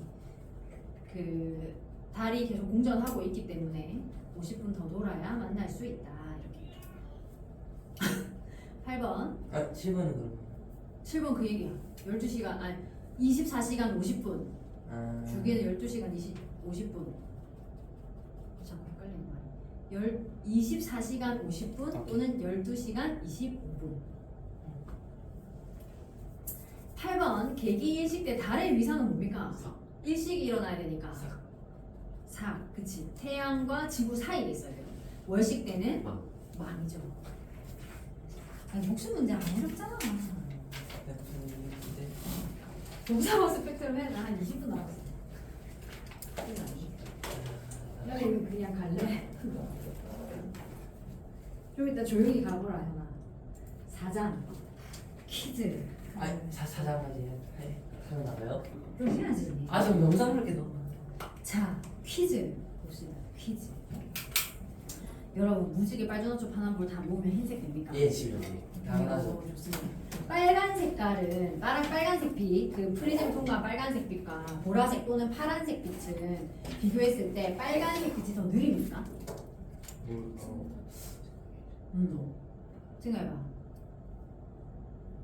빨간색 빛의 속도와 파란색 빛의 속도가 다릅니까? 아 똑같. 똑같아요. 제가 그려주십시오. 자 이제 아는 게 많아서 헷갈린다 이거. 자, 아는 게 없어.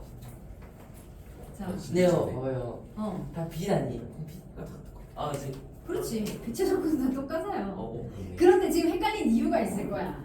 그게 뭐 때문이냐면 파장의 모습을 떠올렸어요. 맞습니다. 아까 그렇지. 사장은 다르죠. 그래서 그랬을 거예요. 그 오늘 이제 뒤에서 네. 그 얘기를 할 겁니다. 근데 빛이기 때문에 속도는 다 똑같아. 정확합니다. 그 다음에 적외선이나 가시광선 이건 다 전자기파다. 예. 잘 알고 있네. 그러면 적외선 말고 또 뭐 있어요? 아 그다음 자외선. 자외선, X선. 또 아는 거 있어? 많이 알고 있네요. 네, 알겠습니다. 앞뒤로 하나씩 더 붙이면 됩니다. 맞죠? 자, 현이 마지막 거 대답하고 봐라. 연자는 양성자로 구성된 핵하고 전자로 구성이 된다. 중성자 있잖아요. 오, 바로 나오네요. 맞아요. 중성자 있습니다. 네. 알죠? 잘 가시오. 네. 녹화되고 있지? 예. 자, 이거는 좀 이따 볼 거구나.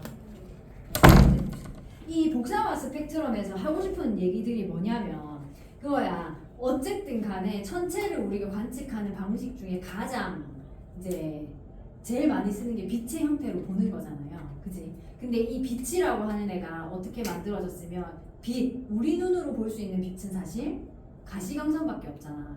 근데 그거를 그것만 믿어서 되느냐?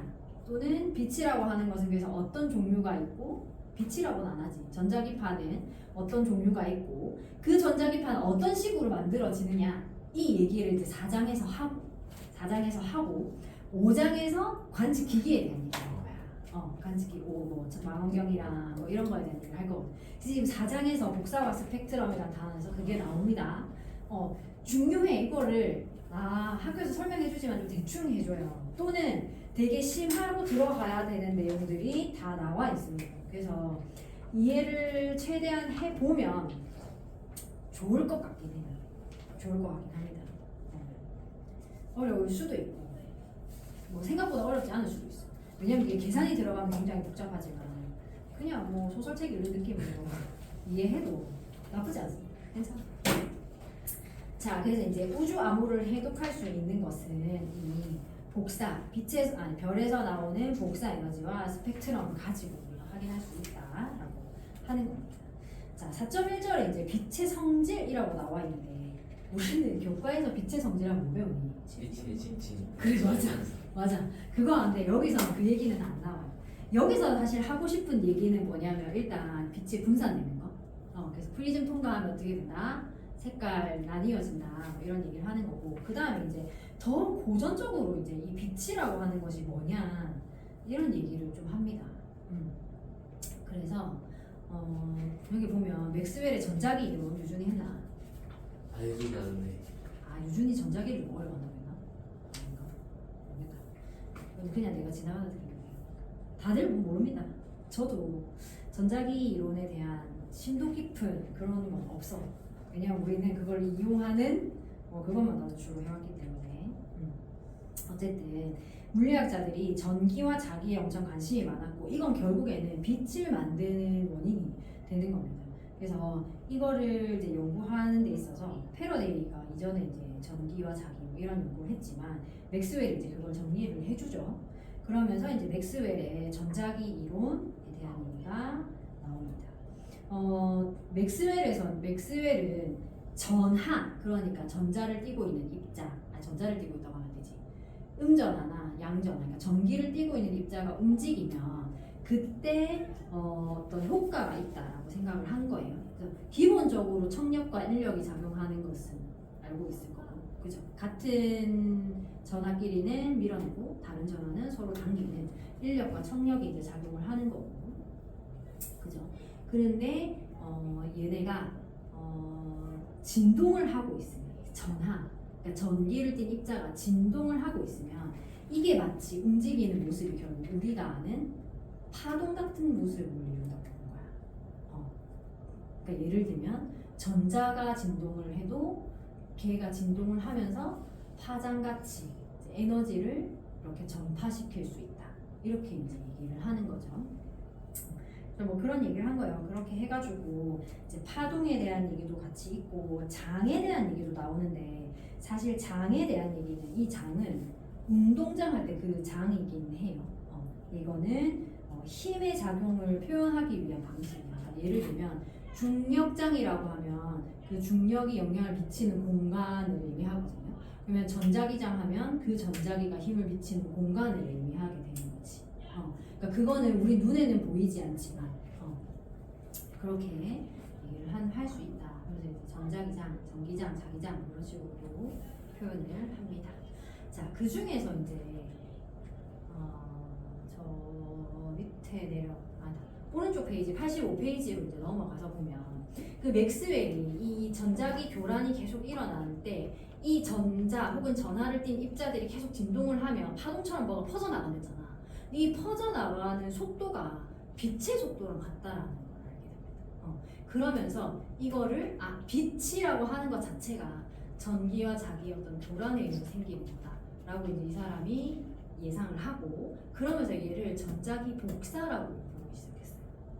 그래서 우리가 열의 이동 방식의 대류 전도 복사할 때 그 복사, 라디에이션이라고 생각을 하면 되고, 이거를 복사라고 합니다. 그래서 이제 이 천문학에서 복사라는 단어를 어떻게 쓰느냐에 대한 설명이 나오는데 계속 나와. 이제 뭐 복사 에너지 뭐 이런 표현으로도 쓰고요. 아니면 뭐 자외선 복사, 뭐 적외선 복사 이렇게 하는데 이건 그냥 우리가 생각할 때 빛 같은 의미로 생각하면 빛이 전파되는 방식이 복사잖아요. 그래서 그런 의미로 그냥 사용한다. 빛과 X선, 뭐 다른 여러 가지 전자기파에 대한 거를 그냥 복사라고 표현한다. 이렇게 표현을 합니다. 그렇게 이해를 하고 책을 보면 된다는 거예요.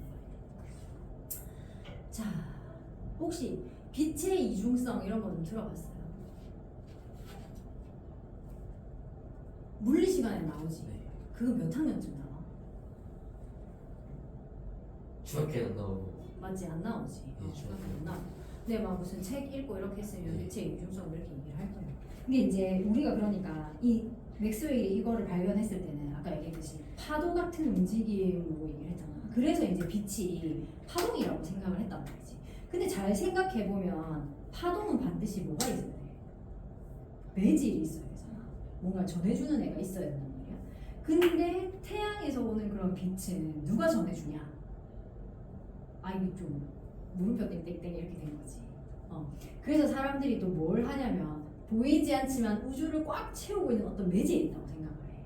그게 뭐냐면 에테르라고 교재 중간에 나와 있어요. 우리 85페이지 끝에 에테르가 공간을 채우고 있다 이런 얘기 막 들어봤지. 그게 이제 여기서 나온 거야. 거기에서 나오는 그 파동을 전달해주는 그 매질이 에테르야. 그런 게 있어. 이렇게 생각을 한 거지. 그러나 지금은 이게 없다는 걸 알고 있습니다. 그죠? 그냥 그렇게 돼 이렇게 이제 생각을 한 거야. 그러니까 사람들이 왜냐면 매질이 있어야 될 것 같거든. 파동이니까.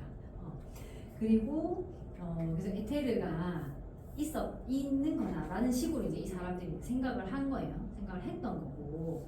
그리고 모든 전자기파는 결국에는 빛의 속도로 움직인다는 것을 알게 되었어. 그래서 그렇게 하면서 이 전자기파들의 종류를 다시 이제 세분화하고 뭐 이런 작업들이 이제 시작이 됩니다. 파동 뒤로 넘어가면 이제 파동에 대한 얘기가 있는데 파동 자체에 대해서는 좀 이해가 있어요. 그랬더니 눈이 너무 있을 거예요. 보통 이제 우리가 이렇게 파동이 전파되는 모습을 보면 이렇게 생겼잖아요, 그죠? 그러면 이때 이제 여기 올라온 부분이 마루, 뭐 아래를 골이라고 하고 뭐 이렇게 하는. 지금 마루에서 마루까지를 뭐라고 합니까? 파장이라고 해요. 파장이라고 하고 교재에도 나오는데 이 람다라고 읽어요. 그리스의 문자예요. 요런 기호를 사용을 하고, 그러니까 물에서 이렇게 출렁이는 거 생각해 보면 여기서 출렁이기 시작해서 이렇게 퍼져 나가는 것처럼 보이는데 어쨌든 이게 계속 이렇게 출렁출렁 하고 있을 거잖아요.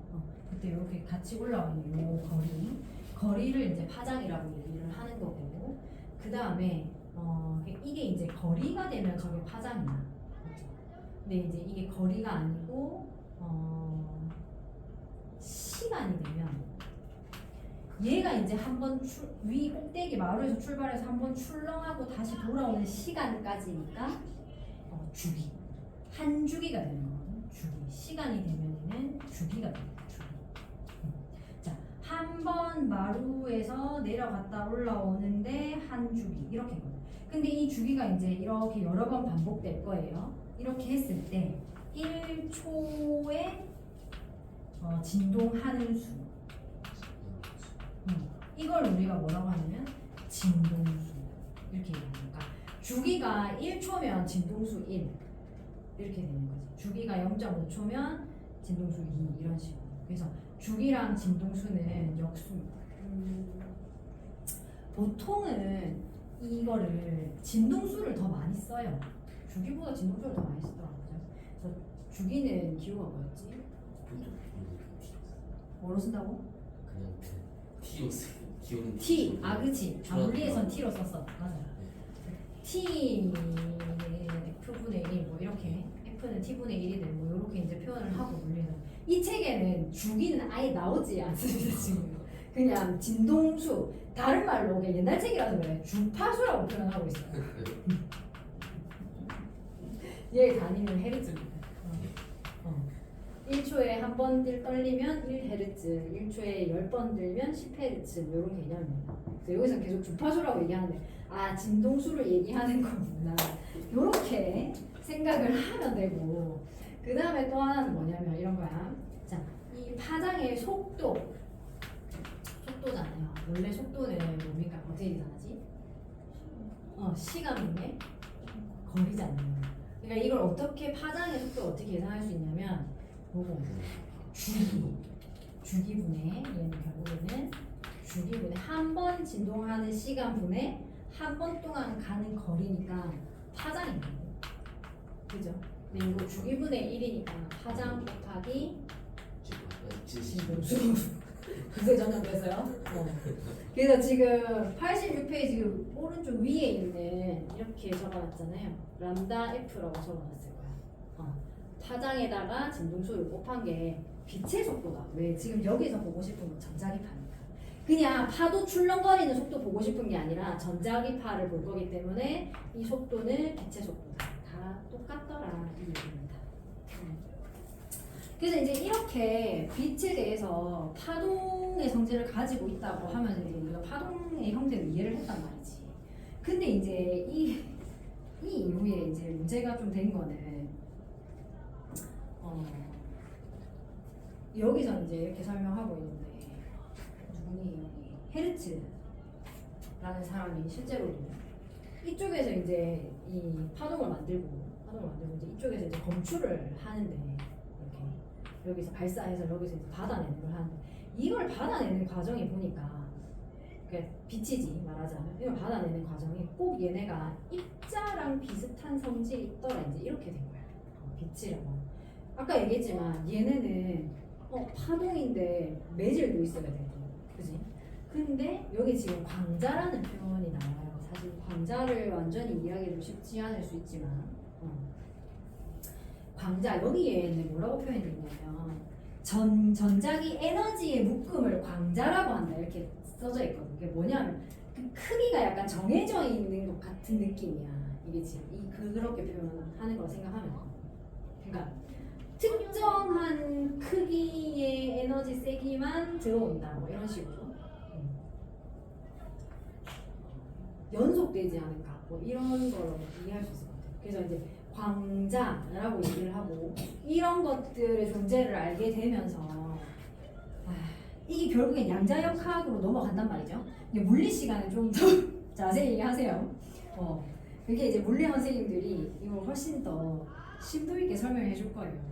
어쨌든 그래서 이게 양자역학으로 넘어가는 거고요. 그래서 오른쪽에 보면 오른쪽 페이지로 가면 이제 광자는 특정한 양의 에너지, 그래서 이걸 이제 에너지 묶음이라고 표현을 한단 말이야. 딱 예를 들면 요 정도의 에너지 사이즈의 광자들이 있고 요 정도의 에너지 사이즈의 광자들이 있어. 근데 요 사이는 있을 수도 있고 없을 수도 있어. 그러니까 그 뭐라고 해야 되나, 정수를 배우면 연속되잖아요. 쭉 연속되는 개념인데 그런 개념이 좀 아니야. 그래서 이 에너지 단위 묶음 요런 형태로 약간 표현을 하거든요. 물리 수업을 다 들었을 유준이한테는 어떻게 들을지 모르겠으나 이렇게 일단 이해를 해봅시다. 그래서 보면 이제 파동으로 결국 보게 되면 그래서 빛이 이제 이중성이라는 얘기가 나오기 시작한 거고 빛을 파동으로 볼 때는 결국 빛의 에너지가 이 복사의 주파수에 비례하게 되고 진동수에 비례하게 되고 높은 진동수를 가진 애들 많이 떨리는 애들일수록 에너지를 높이 갖게 되는 겁니다. 높은 에너지를 가진 광자와 같아지는 거고 낮은 주파수의 파동은 낮은 진동수의 파동은 적은 에너지를 가진 광자와 같아지더라. 그래서 가시광선 중에서는 보라색이 가장 큰 에너지를 갖고 붉은색이 가장 적은 에너지를 가지는 형태로 되더라. 이렇게 얘기를 하는 거죠. 그래서 빛의 이중성 이렇게도 이제 표현을 하긴 했는데 결국에는 에테르는 없잖아요. 그러니까 빛이라고 하는 애는 매질이 없어도 되는 파동이면서 입자 같은 성격이기도 하다. 그냥 그게 빛이야. 그냥 그게 전자기파다. 파동이라는 형태로 끼워 맞추려고 해도 설명이 안 되고 입자라는 것만 가지고 설명을 하려고 해도 완전히 설명이 되지 않지만 그냥 그게 전자기파다 이렇게 생각하면 되겠습니다. 밑에 이제 빛의 전파 이거 나와요. 이거는 이제 별에서는 좀 중요한 개념이냐 뭐냐면 빛이 퍼져나가는 형태를 얘기하거든요. 그러니까 사실 우리는 엄청 큰 태양에 있는 지구잖아요. 그러니까 진짜 태양에서 오는 빛은 거의 나란하게 느껴지거든요. 이렇게 퍼져나가겠지만 지구가 너무 작기 때문에 태양에서부터 오는 빛은 거의 나란히 오잖아요. 근데 실제로 아주 멀리 있는 별이나 이런 것들은 그러니까 태양도 마찬가지지. 이렇게 이 원에서 빛이 퍼져나가기 때문에 이게 예를 들어서 이 빛이 뭐 1초에 빛의 속도지 어쨌든 1초를 갔을 때 요만큼 퍼진다고 생각합시다. 요렇게 요 구면만큼 퍼지겠지. 그 다음에 1초를 더 하면 어차피 빛의 속도는 정해져 있으니까 요만큼까지 퍼질 거잖아요. 그럼 요렇게 해서 요 구면을 채울 거예요. 자, 0초일 때 이 표면에 있던 빛이 1초가 되었을 때 여기까지 퍼졌고 2초가 되었을 때 여기까지 퍼지잖아요. 그럼 빛의 강도가 점점 어떻게 돼? 약해지지. 이 한 점에 있던 빛이 이렇게 퍼져나갈 거고 이거는 결국 면적의 형태로 퍼져나갈 거예요. 되겠죠. 그래서 빛의 밝기를 생각할 때 이 밝기는 거리의 제곱분의 1이 되는 거지. 그래서 그냥 거리에 반비례하는 거 아니고 거리의 제곱에 반비례하는 형태. 왜냐면 면적으로 퍼져나가. 요거 잘 이해해야 됩니다. 이거 예전에 수업했던 학생 중에 대학교 1학년 시험 치는데 이거는 사실 뭐랑도 똑같냐면 중력도 마찬가지잖아요. 중력도 이런 식으로 퍼져나가기 때문에 거리 R 제곱분의 1에 비례한단 말이야. 이렇게 표현해야 돼요. 근데 걔네 전자과였어요. 전자과고 전자기력이 거리랑 어떤 관계가 있냐 이걸 물었거든. 근데 애들이 다들 거리에 반비례한다고 쓴 거야. 다 틀렸어. 걔만 맞았어. 거리의 제곱에 반비례하는 거야. 근데 이게 거리에 반비례하는 거랑 거리의 제곱에 반비례하는 거랑 거리의 세제곱에 반비례하는 거랑은 엄청 큰 차이잖아 사실. 그죠? 이게 커지면 커질수록 엄청 큰 차이네. 그래서 요거를 정확하게 기억을 하고 있어요. 거리의 세제곱에 반비례하는 게 아까 봤던 조석 기조력이 거리의 세제곱에 반비례해요. 그래서 태양보다 달이 더 세. 가까이 있으니까. 보통은 달이 아무리 가까이 있어봐야 태양이 더 세거든요.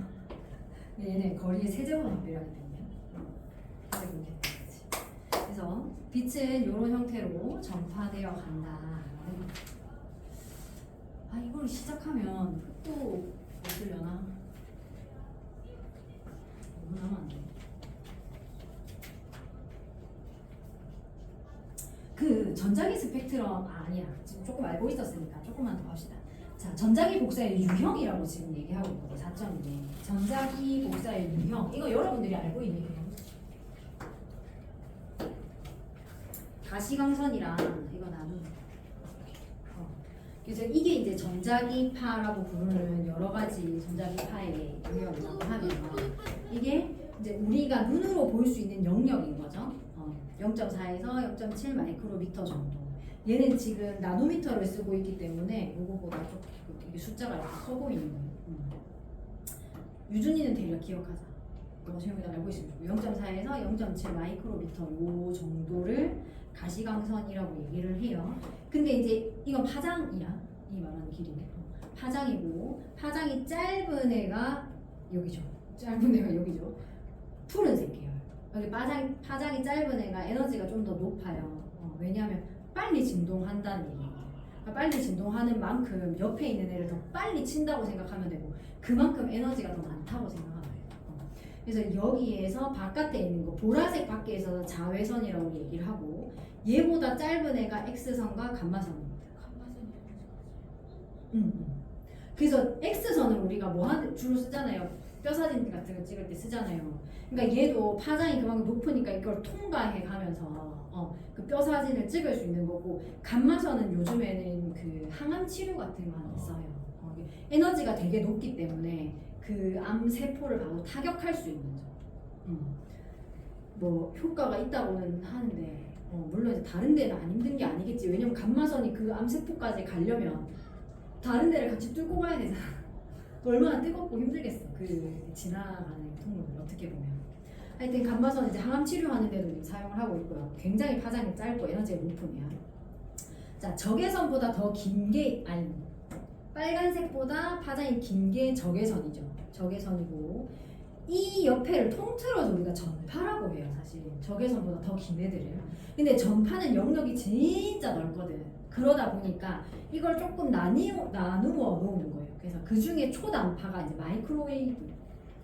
어디에 쓰냐면 전자레인지에서. 그래서 이 초단파는 물 분자를 진동시킬 수 있거든.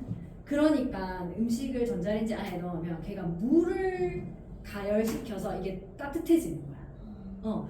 그래서 아무것도 없이 돌리면 안 된다고 하고, 물이 거의 없는 애들 있잖아요. 수분이 없는 애들은 전자레인지 돌리면 위험합니다. 은박지 같은 것들도 이제 돌리면 불납니다. 종이를 돌린다. 이것도 위험하죠. 수분이 거의 없기 때문에. 그래서 수분을 이제 이 진동을 떨림을 수분 한테 떨림을 전달해서 따뜻하게 만드는 거예요. 음식을 데우는 데는 아주 적절하죠. 라디오판에 우리 그 주로 라디오 듣는 FM, FM 하고 뭐 이런 거 잘 안 듣겠지만 그런 라디오를 이제 송출할 수 있는 전파라고 생각을 합니다. 그래서 얘네는 파장이 진짜 길잖아. 그래서 이제 얘네를 받아들이려고 하면 이제 다음 시간에 또 얘기하겠지만 안테나 크기가 엄청 커야 돼요. 파장이 이런 애를 받아내야 되니까 점점 커져야 되고 이제 이런 애들은 그렇지 않지. 근데 이제 우리 교재에서 설명하는 게 뭐냐면 자외선은 그러니까 가시광선은 대부분이 우리 대기를 통과해요. 그지? 자외선은 어떻게 되니? 지구 대기에서 없어지잖아. 누가 먹어? 오존층이 대부분은 가져가거든요. 그래서 별로 투과되는 애가 없어. 그러면 지구에서 자외선으로 별을 보려고 하면 가능하겠나? 안 되거든요. 그래서 얘는 이제 허브로즈 망원경처럼 바깥에 띄우는 거, 대기 바깥으로 올려서 관찰하는 거야. X선 마찬가지고 감마선도 마찬가지입니다. 이런 애들은 대기를 잘 통과하지 못해요. 적외선은 그나마 통과하는 편인데 적외선도 사실 이게 넓거든요, 영역이. 근데 그 중에 일부는 대기나 이런 데서 흡수를 하고 일부는 통과시켜주고 그래요. 그래서 얘네도 마찬가지. 사실은 온전하게 모든 파장대로 다 관측하겠다. 그 위에 띄워놔야 돼. 그래서 허브로즈 망원경에 붙어있는 센서가 종류별로 들어가 있어요. 얘네 종류별로 다 들어가 있다 생각해요. 가시광선도 생각해봐. 밤이야. 보여요, 안 보여요? 안 보이죠? 구름 꼈어요. 보여요, 안 보여요? 안 보이죠. 그러니까 얘도 어디로 가면 좋아? 위로 가면 좋아, 사실. 그래서 이제 가시광선을 주로 관측하는 망원경들도 높은 산, 그죠? 또는 비가 잘 안 오는 건조한 지역, 뭐 이런 데를 찾아가는 거예요. 설치해놨는데 1년에 반이 비가 온다. 못 보잖아요. 1년 반을 못 보잖아요. 그래서 이제 그런 곳을 찾아가려고 하는 거죠. 그래서 전자기 복사 유형에는 지금 각 파장대마다 이제 이 영역마다 파장의 길이라든지 아니면 얘네가 이제 어디에서 만들어진다든지 혹은 대기를 통과하느냐 못하느냐 이런 얘기들이 쭉 설명이 되어 있습니다.